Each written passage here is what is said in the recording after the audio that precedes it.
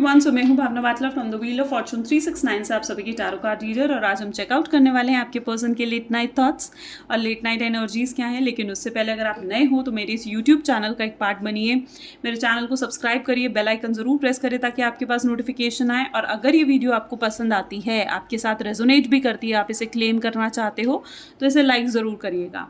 Okay, इससे मुझे बहुत मोटिवेशन मिलता है। So I really wait for your likes and comments. Okay, so मेरा व्हाट्सएप ग्रुप भी ज्वाइन कर सकते हैं, लिंक डिस्क्रिप्शन बॉक्स में गिवन है। एनर्जाइज ब्रेसलेट लेने के लिए जो कि आपके नाम, आपकी डेट ऑफ बर्थ से एनर्जाइज करके आपके पर्सन के नाम और उनकी डेट ऑफ बर्थ से एनर्जाइज करके आपको सेंड करा जाता है। अगर आप ये लेना चाहते हैं तो आप मेरी टीम से कॉन्टैक्ट कर सकते हैं। मेरी टीम का नंबर भी इस वीडियो के डिस्क्रिप्शन बॉक्स में गिवन है। जब आप इस रीडिंग तक पहुंचेंगे तब ये रीडिंग आपके साथ रेजोनेट करेगी। ये जेंडर स्पेसिफिक नहीं है, एज स्पेसिफिक नहीं है, कोई भी एज का पर्सन देख सकता है। स्पेसिफिकली अगर आप एक नो कॉन्टैक्ट सिचुएशन में और सेपरेटेड हो। जब मैं कार्ड्स को शफल करूं तो अपने पर्सन के बारे में सोचिए ताकि रीडिंग एक बहुत अच्छे लेवल से आपके साथ रेजोनेट कर सके। चलिए तो फिर देखते हैं किस एनर्जी में है आपके person. So please divine universe, angel, spirit guides बताएं मेरे व्यूअर्स को कि किस एनर्जी में है मेरे व्यूअर्स के पर्सन। ओके, सो यहाँ पर आ रहा है स्ट्रॉन्ग वार्निंग। या आपके पर्सन के लिए है, आपकी एनर्जी के लिए इट इज़ लाइक इनडिसाइसिव। ठीक है,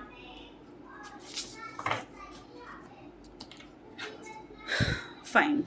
सो यहाँ पर फिलहाल तो मुझे ऐसी एनर्जी देखने को मिल रही है जहाँ पर ये स्टॉर्म वार्निंग की एनर्जी है। यानी कहीं ना कहीं आपके पर्सन की ज़िंदगी में मे बी सबसे पहले तो 10 नंबर हो सकता है काफ़ी प्रोमिनेंट, 1 या 10, 1 यानी जनवरी, 10 यानी अक्टूबर का मंथ सा हो सकता है आपके लिए बहुत इंपॉर्टेंट हो। Just 1 second, please, 1 second. Okay. Sorry. So strong warning की एनर्जी कहीं ना कहीं इस चीज़ को शो करती है कि आपकी पर्सन की ज़िंदगी में जैसे तूफान मचा हुआ है इस समय। ठीक है, बहुत बुरे तरीके से हो सकता है किसी तरीके की प्रॉब्लम्स में फंसे हुए हैं। और ये प्रॉब्लम का रीज़न पता है क्या है? वो खुद समझ चुके हैं कि उनका प्रॉब्लम का रीज़न ना उनका खुद का नेचर है, उनका खुद का बिहेवियर है।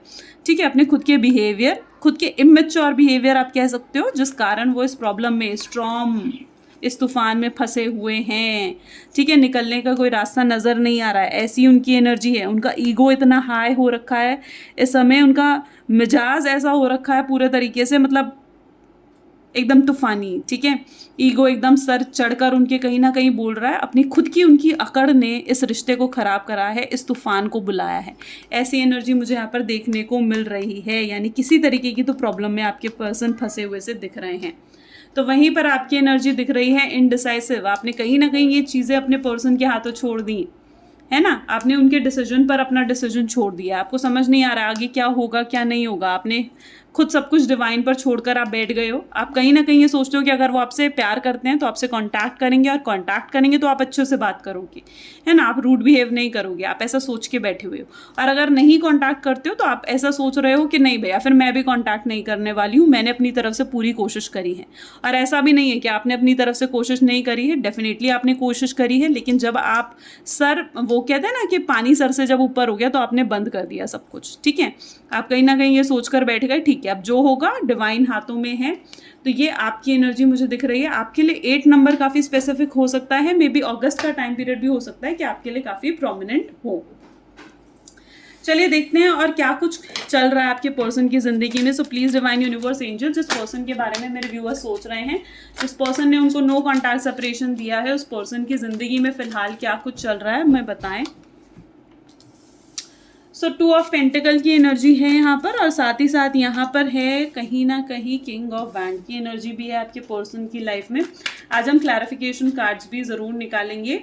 Okay, and queen of wand की एनर्जी है, तो वहीं पर सन की एनर्जी भी है,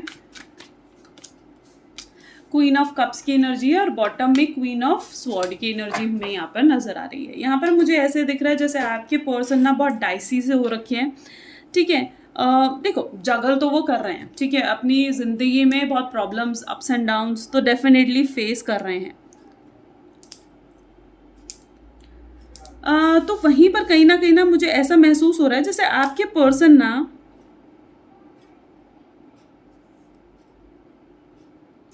बहुत फूक के कदम रख रहे हैं। आप खुद देख रहे हो उनके पैरों की तरफ। अगर आप मतलब मेरा ध्यान भी सबसे पहले वहीं गया है, और मुझे ऐसे लग रहा है एकदम वो एनर्जी है कहीं ना कहीं एकदम फूक के कदम रखने वाली कि भाई ये हुआ तो क्यों हुआ, ऐसा हुआ तो क्यों हुआ।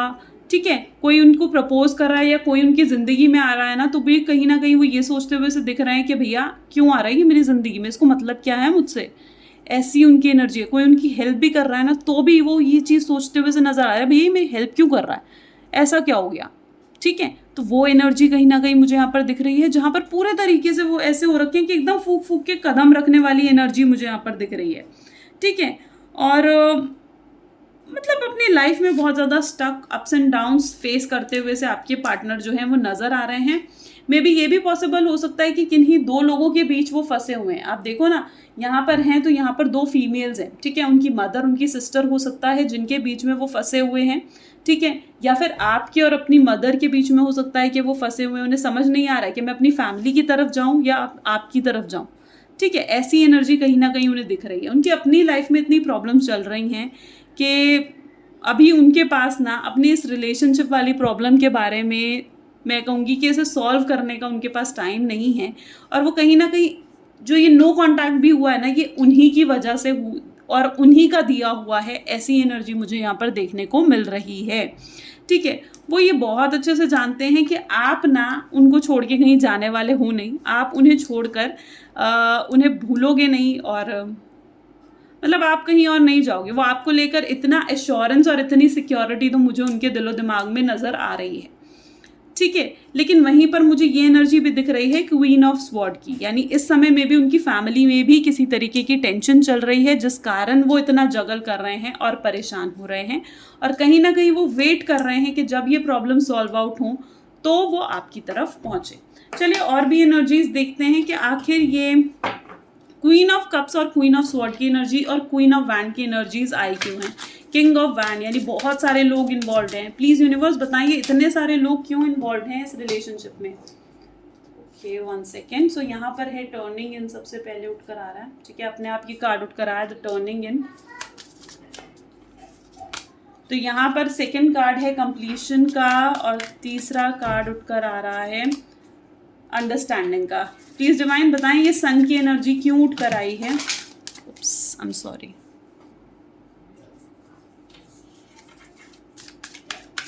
ये सन की एनर्जी क्यों उठ कर आई है, द साइलेंस को शो कर रहा है। ठीक है, तो यहाँ ना मुझे ऐसे नजर आ रहा है जैसे the turning in may be 4 number हो सकता है आपके लिए बहुत प्रोमिनेंट रहे। ठीक है,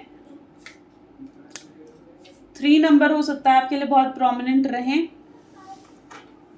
या फिर 8 नंबर तो मैंने आपको शुरू में ही बताया था। ठीक है, तो यहाँ पर मुझे ऐसी एनर्जी दिख रही है कि इतने सारे लोग जैसे जो आपके रिलेशनशिप में इन्वॉल्व है ना, इसका कारण सिर्फ यही है कि यूनिवर्स ना आपको कुछ सिखाना चाहता है। यूनिवर्स ना कुछ लेसन है जो आपके पर्सन को देना चाहता है। ठीक है, वो एनर्जी मुझे यहाँ पर देखने को मिल रही है, क्योंकि पहला ही कार्ड टर्निंग इन का आया है, साइलेंस की एनर्जी भी है यहाँ पर।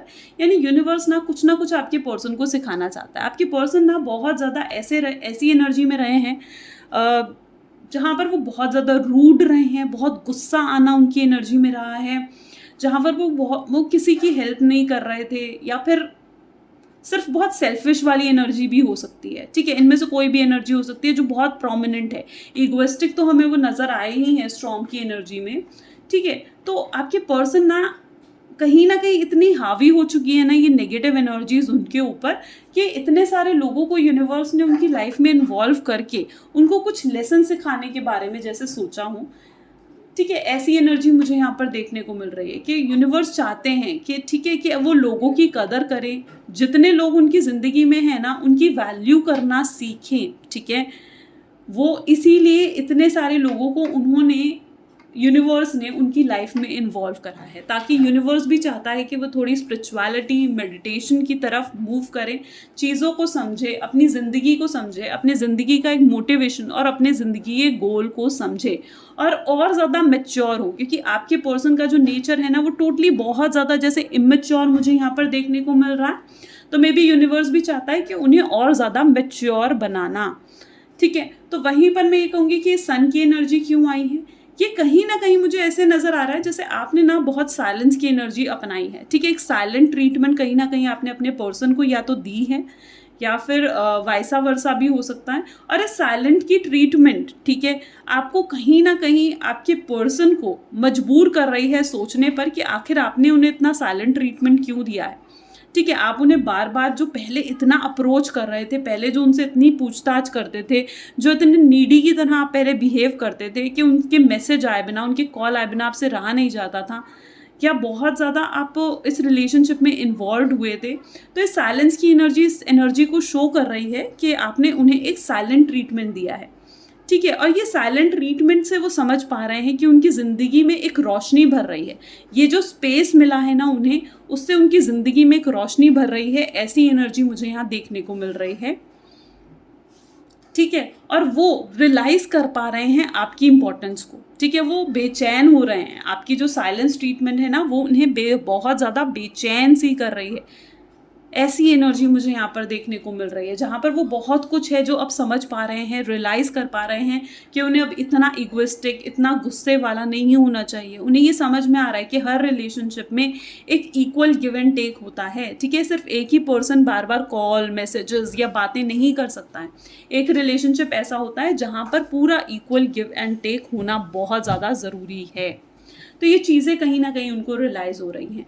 चलिए और भी देखते हैं क्या मैसेजेस हैं आपके पर्सन के जो आपको वो कह नहीं पा रहे। You think I am a good looking no matter what. वो हमेशा ये सोचते हैं कि वो कितने गुड लुकिंग हैं, आप हमेशा उनके लिए यही सोचते हो, चाहे वो कैसे भी लग रहे हों। मे भी हो सकता है कि वो जनरली फिजिकली बहुत अट्रैक्टिव हों आपके person. Okay, and you are being peace to me. आप उन्हें हमेशा पीस, उनके दिल में शांति लेकर आते हो। और जब से वो आपकी ज़िंदगी से गए हैं ना, तो कहीं ना कहीं उनकी ज़िंदगी में ये पीस, ये शांति भी उनकी ज़िंदगी से चली गई। आप उनकी लाइफ का वो पीस रहे हो। I start missing you the second you leave. आप जैसे ही उनकी ज़िंदगी से जाते हो ना, उसी वक्त वो आपको मिस करने लग जाते हैं और ज़्यादा याद करने की एनर्जी मुझे यहाँ पर नज़र आ रही है। तो ये कुछ उनके थॉट्स हैं। अगर डेफिनेटली आपके साथ रेजोनेट करें तो लाइक, कमेंट, फॉलो, शेयर ज़रूर करिए। This is all for today. Thank you, bye bye.